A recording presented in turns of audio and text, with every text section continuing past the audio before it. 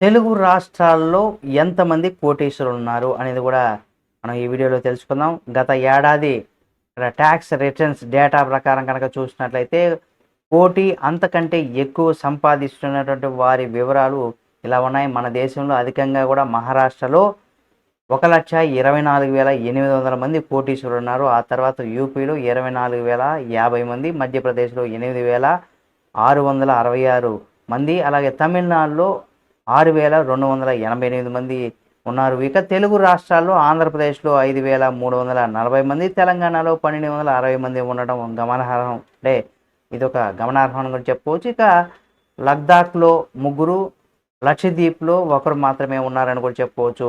ఇది తెలుగు రాష్ట్రాల్లో ఎంతమంది కోటి కన్నా ఎక్కువ ఆదాయం సంపాదిస్తున్నారనే దానికి సంబంధించి కూడా ఈ వీడియో మీకు నచ్చితే లైక్ చేయండి. మరిన్ని వీడియోల కోసం మన ఛానల్ని సబ్స్క్రైబ్ చేసుకొని పక్కనే ఉన్న బెల్ బటన్ ఒకటి మాత్రం మర్చిపోకండి.